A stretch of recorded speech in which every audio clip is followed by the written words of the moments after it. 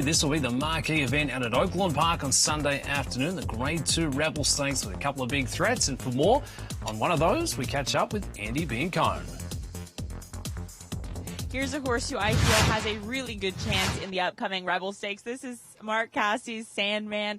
We saw him run a really valiant second in the prep, the Southwest Stakes, but absolutely obliterated at the start. Not obliterated, but he lost his footing really bad, spotted the field, came 5 wide with a huge run just to get beat a length by Speed King. But this is certainly one of the more seasoned horses of the group. He's very much into my hat right now. Big personality. As soon as we walk in the barn, it's like he commands the attention. He's got his head out of the stall, very alert, very happy. He's a really fun one to watch train because he starts out kind with his head down. You're like, oh, that horse looks fun to gallop. And then towards the end of the gallop, just never wants to pull up. And that's exactly what you want with a horse looking to run 1.25 miles in the Kentucky Derby. You want one who's going to get better with distance. And I do think SANDMAN is one of those. But he certainly is a fun one and a stinking cute face.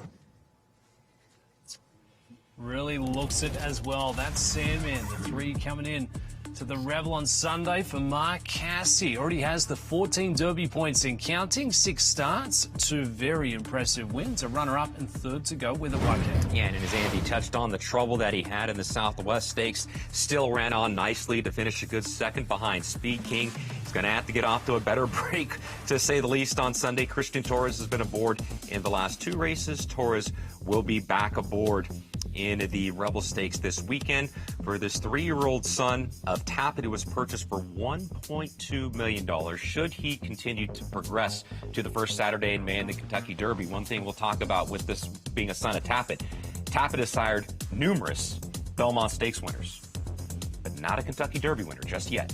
Could this be the first? Time will tell, and that first stepping stone comes in the form of the Rebel this Sunday.